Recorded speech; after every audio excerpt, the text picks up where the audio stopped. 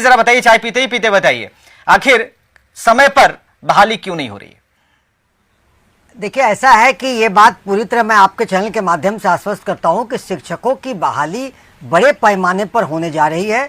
कुछ तो पद रिक्त हैं, कुछ पद का सृजन के लिए स्वास्थ्य विभाग में लंबित है, और बड़े पैमाने पर कोई भी जो है इन लोग में कोई शिक्षक बेरोजगार नहीं बचेंगे, क्योंकि देखिए नियुक्तियों का सिलसिला शुरू हो चुका है। जो माननीय नीतीश कुमार जी ने 20 लाख नौकरियों और रोजगार देने का वायदा किया, उस पर काम शुरू हो गया है। शिक्षकों का भी एक बड़े पैमाने पर होनी है, अन्य चीजों का आप देख रहे हैं, इंजीनियर का हुआ है, पॉलिटेक्निक में लोगों का हुआ है, टीचर का, और अन्य बहालियों का, क्योंकि ये जो मॉडल होगा नौकरी देने का और बेरोजगार दूर करने का मॉडल, हमें लगता है इसी मॉडल पर केंद्र सरकार भी नकल कर रही है और वो भी देखा देखी कर रही है। तो निश्चित ही बेरोजगारी दूर करने की दिशा में सरकार के जो कदम है वो बाकी अन्य विभागों में भी हो रहे हैं, शिक्षकों पे भी हो रहा है। और आप देखे होंगे कि भाई पद लंबित है, लाखों शिक्षकों की बहाली होने वाली है।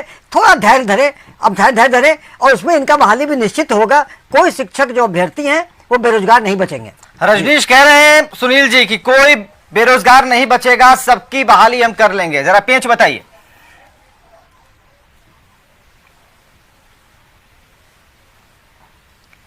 रजनीश साहब हमें सुन पा रहे हैं?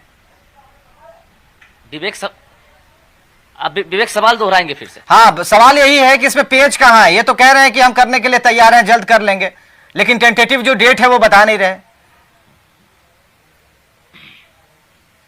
बिल्कुल, देखिए छठे चरण में भी इसी तरह से लेट लतीफी देखी गई थी, और सातवें चरण की जब से बात चल रही है, यानी छठे चरण में जो 90,000 सीटों पर बहाली होनी थी उसमें 41,000 बहाली मात्र हुई है। उसके बाद जो बाकी सीटें हैं उसको 7th फेज में मर्ज करने की बात सामने आई है, जिसके बाद जो 2019 के जो सीटेट बीटेट एस्टेट पास जो अभ्यर्थी हैं, जो 1 से लेकर +2 तक इंतजार कर रहे हैं स्कूल में बहाल होने के लिए, उनके लिए कहा गया था कि जो सिस्टम है उसमें बदलाव होगा, यानी नए नियम के आधार पर बहाली होगी, यानी छठे चरण से अलग हटकर जो तरीका है वो बदला जाएगा। नियोजन इकाई में सेंट्रलाइज सिस्टम से बहाली होगी, और 7th फेज में नई नियमावली जब कैबिनेट में मुहर लगेगी उसके बाद तैयार किया जाएगा। अब इंतजार इस बात की हो रही है कि नई नियमावली जो है उस पर कब मुहर लगेगी, क्योंकि तारीख पर तारीख मिल रही है। अगस्त से जो शिक्षा विभाग के अपर मुख्य सचिव हैं वो ट्वीट करके जानकारी दे रहे हैं कि हम 7वें फेज के जो विज्ञापन है उसको हम जारी करेंगे।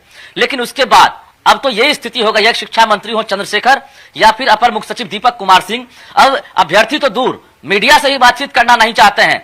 बाकी सवालात उनसे आप एक मिनट रुकिएगा सुनील जी, का मुद्दा जैसे सुनील जी ये क्यों बात नहीं करना तो चाहते हैं? रजनीश की परेशानी, बिल्कुल रजनीश तो सामने रहते हैं ना, वो घूमते हैं मंत्रियों के पीछे घूमते हैं कि कोई जवाब देगा, क्यों नहीं बात करना चाहते हैं, क्यों भागते हैं? देखिए, आप अगर संदर्भ देखें तो संदर्भ में लाखों हजार करोड़ राज्य सरकार का केंद्र सरकार को देना दे है, और यहाँ पर कोऑपरेटिव फेडरलिज्म है जिसे केंद्र सरकार भेदभाव के तहत पूरी तरह से निभा नहीं पा रही है। इसके बावजूद भी जो हमने वायदे किए हैं वो आंतरिक संसाधनों से भी शिक्षकों को लाखों हजार तनख्वाह दे रहे हैं, और आगे 2 लाख से अधिक नियुक्तियों में तनख्वाह देंगे। लेकिन ये बात जो केंद्र सरकार के लोग हैं जो कि बिहार का हक हुकूक नहीं दे रहे हैं, तो और वो जो 2 करोड़ प्रति वर्ष रोजगार का वायदा किए, जो 8 वर्षों में 16 करोड़ के रोजगार के हो गए, उनसे भी कोई पूछे कि भाई तुम्हें क्या, हम तो कर रहे हैं, थोड़ी लेट हो गई, निश्चित हो गई। मैं आपके चैनल के माध्यम से अभ्यर्थियों से कहता हूं कि थोड़ा धैर्य धरे के रखें।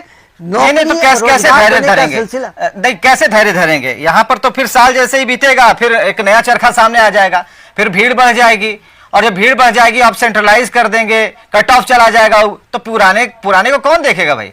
सवाल तो उनके सामने जायज है, वो तो सोच रहे। देखिए 2 लाख से ज्यादा शिक्षकों की बहाली होने वाली है, इसके अलावा 8,000 कंप्यूटर शिक्षकों की बहाली, और इसी में देखेंगे तो करीब 1 लाख प्राइमरी, करीब 80,000 अपर प्राइमरी और माध्यमिक शिक्षक, सारे शिक्षकों को ले लें तो जो भी ट्रेंड और क्वालिफाइड शिक्षक हैं कोई भी बेरोजगार नहीं बचेंगे। लेकिन हाँ, आंतरिक संसाधनों से राज्य सरकार अभी तक वेतन दे रही है, इन लोगों को देगी, लेकिन आपके माध्यम से हम केंद्र सरकार वेतन की तो अभी बात ही नहीं हो रही है। नीतीश पांडे जी शिक्षक अभ्यर्थी हमारे साथ। नीतीश पांडे जी, हम तो 6 महीना वेतन, बिना वेतन को 6 महीना पढ़ाने को तैयार हैं, हमें वेतन नहीं चाहिए। लाइए सुनील जी के साथ क्वालिटी ऑफ एजुकेशन देखिए मेरा, देखिए क्वालिटी ऑफ एजुकेशन देखिए ऐसा कहना कि ये अगर कोई अभ्यर्थी है, निश्चित ही ये इनका जज्बा को सलाम है, ये कहते हैं बिना वेतन के पढ़ाएंगे, लेकिन ये भी आप देखेंगे तो बिना वेतन के किसी से काम लेना ये भी कानून अभी संसाधन नहीं है सरकार के पास, कानून से, ये मैंने कहा कानून सरकार के पास संसाधन नहीं, मैंने कहा कि आंतरिक संसाधन से भी सरकार लाखों शिक्षकों की नियुक्ति कर रही है जो पाइपलाइन में नहीं, है। कर रही है। पेपर थोड़ा में मई पेशेंस से ही हो रही है रखें। सर, पेपर में मई से ही बहाली हो रही है। थोड़ा सा आप धैर्य रखें, नौकरी देने की गाड़ी चल साढ़े पड़ी है। 3 साल से धैर्य रखें सर। नौकरी देने की और गाड़ी चल पड़ी है। नहीं, वही नहीं, हम एक चीज और पूछ रहे हैं आपसे कि पुराने वाले शिक्षा मंत्री जी झूठे हैं या नए वाले? क्योंकि देखिए, पुराने, सुन लीजिए, पुराने वाले नए वाले शिक्षा मंत्री 19 तारीख को कह रहे हैं क्या कि हमारे पास योग्य शिक्षक अभ्यर्थी नहीं है सीटेट पास। और ये देखिए सदन में विजय कुमार चौधरी जी पुराने वाले शिक्षा मंत्री बोले हैं कि हमारे पास पर्याप्त मात्रा में शिक्षक अभ्यर्थी हैं।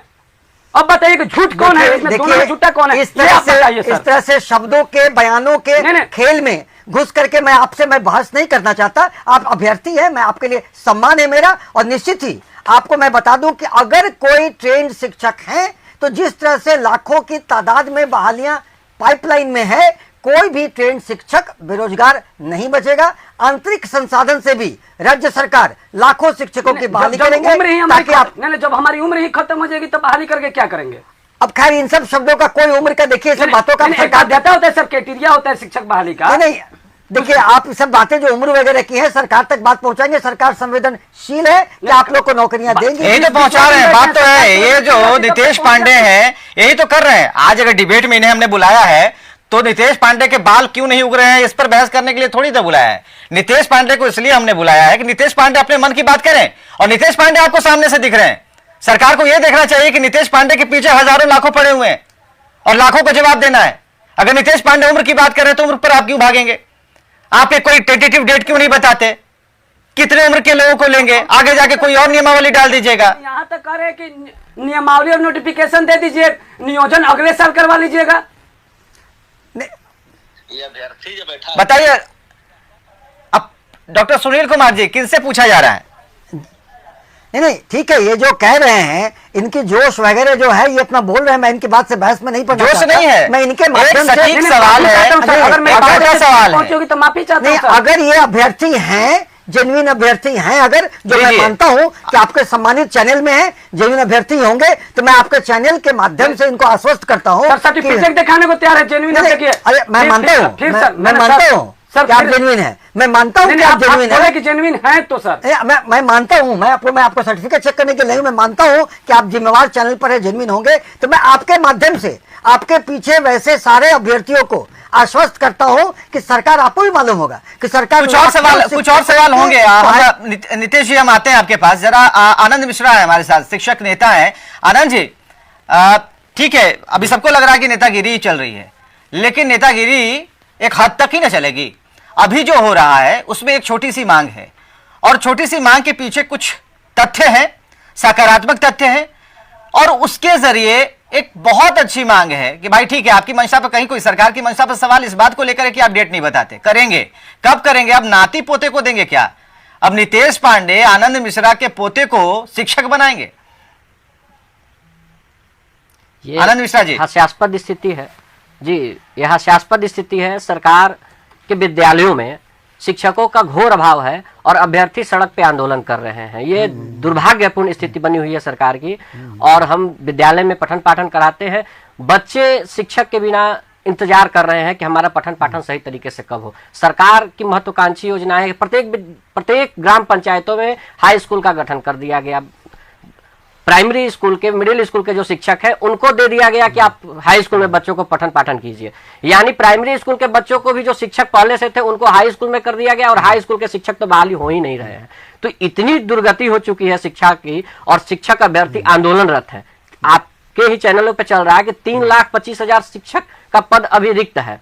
सरकार आखिर बहाली कब करेगी? अगर पैसे का अभाव है तो ये इससे ज्यादा दुर्भाग्यपूर्ण स्थिति क्या हो सकती है कि आपको बच्चों को, गरीब शोषित बच्चों को पढ़ाने के लिए आपके पास पैसे नहीं है। इससे ज्यादा शर्मिंदगी की बात एक सरकार के लिए कुछ हो ही नहीं सकती है। अगर भारत सरकार आपको मदद नहीं कर रही है तो ये तो बिल्कुल लोकतांत्रिक प्रक्रिया का कह सकते हैं कि हनन हो रहा है। और इसके लिए क्यों नहीं बिहार सरकार के लोग, माननीय मुख्यमंत्री या शिक्षा मंत्री अनशन पे बैठ जाते हैं? अभ्यर्थी जब गर्दनी बाग में बैठ सकता है, जब शिक्षक अपने अधिकार के लिए आंदोलन पर बैठ सकता है, तो माननीय मंत्री, माननीय मुख्यमंत्री जी को भूख हड़ताल पर बैठना चाहिए। ठंड बढ़ गई है, नहीं कर रहा है ये लोग। ठंड बढ़ गई है, क्यों बैठे? इनका तो बढ़ ही जाता है ना। हाँ। इनका तो एक ताली में बढ़ जाता है ना। कभी भी विधायकों का जब वेतन बढ़ाने की बात होती है, बिहार में बढ़ गया है। और शिक्षक जब अपने वेतन की बात करते हैं तो उसके लिए उन पर लाठी और डंडे की बरसात कर दी जाती है।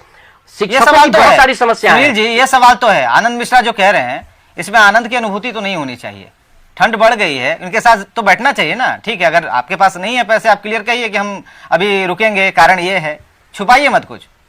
सुनील जी, देखिए, जो प्रक्रिया है कि हम संघीय ढांचा कोऑपरेटिव फेडरलिज्म में केंद्र सरकार को जो देने हैं पैसे, जो राज्य सरकार पर दे है लाखों हजार करोड़ रुपए, तो उसकी प्रक्रिया के लिए राज्य सरकार केंद्र सरकार को अपना बाकी जो पत्राचार करती है, और जहां तक धरना प्रदर्शन की बात है, ये सुझाव कोई इनसे तो लिया नहीं जाएगा। भाई, लोकतंत्र में एक सरकार जो खुद कैसे बैठ सकती है, क्या बैठ सकती है, ठीक है, ये नेता है, नेता के नेता नेता के शब्दों में बोल रहे हैं, और इन्हीं के पश्चिम पर चले कि मुख्यमंत्री मंत्री और वहां जाके धरना पर बैठ जाए, ठीक है, नेता है, ये कह सकते हैं अपनी बात, आप तो कम से कम समर्थन न करें ऐसी चीजों का। एनीवे, लेकिन निश्चित ही इसके बावजूद मैं ये कह रहा हूं कि भाई नितेश पांडे जी की तरह अन्य शिक्षक अभ्यर्थियों को मैं फिर दोहराता हूं, इन्हें भी मालूम होगा कि सारे पाइपलाइन में सारी प्रक्रियाएं हो रही हैं। ये कुछ समय की बात है, थोड़ा धैर्य रखें।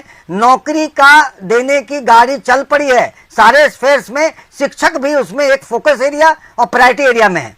जी चलिए उस गाड़ी में। हाँ जी जी मिश्रा जी, हाँ, कहना यह है कि ये तो पैसे की बात है, भारत सरकार पैसा देगा तब बहाली करेंगे। बिहार में जो भी ये नहीं कहा गया, आप चेंज मत करें। मैंने कहा कि भारत सरकार पर हमारे पैसे ड्यू हैं, लेकिन राज्य सरकार आंतरिक संसाधन से शिक्षकों की बहाली कर रही है, करेगी, उसके पद सृजन में है और वो सारी प्रक्रिया में है। मैंने कहा कि उस पर दे है, मैंने ये कभी नहीं कहा कि जब पैसा केंद्र सरकार देगी तो हम करेंगे। चूंकि आप शिक्षक नेता हैं, लेकिन शब्दों को कृपया तोड़ मरोड़ कर पेश न करें। चलिए, इस बात को मैं मानता हूं, लेकिन कुछ चीजें ऐसे भी है जो नियोजित शिक्षक बिहार में कार्य कर रहे हैं। ऐसे कुछ कुछ ऐसे शिक्षक भी हैं जो स्थानांतरण की मांग को लेकर, उसमें तो आपका पैसा नहीं, ठीक है, हम आएंगे, इस पर आ जाएंगे। आप जो नियमावली बना जरा उसको सुनिए, क्यों नहीं लागू कर दे रहे हैं? अरे हमें पूरा आदर सम्मान के साथ रजनीश को सुनना होगा। हाँ रजनीश, बताइए। देखिए विवेक, कल संजय जायसवाल जो बीजेपी के प्रदेश अध्यक्ष हैं, उन्होंने जब प्रेस कॉन्फ्रेंस किया है, उसके बाद थोड़ा सा माहौल जरूर बदला है, सरकार पर दबाव बढ़ा है। अब समय नहीं है, अब एक तरह से राज्य सरकार के पास 15 दिन का समय है, क्योंकि सदन में जब गर्माहट देखने को मिलेगी उसके बाद सरकार जो है कहीं ना कहीं अब तैयारी में जुट गई है। खबर आ रही है कि शिक्षा विभाग तैयारी में है कि अब इस कैबिनेट की बैठक में जो नई नियमावली है उस पर मुहर लग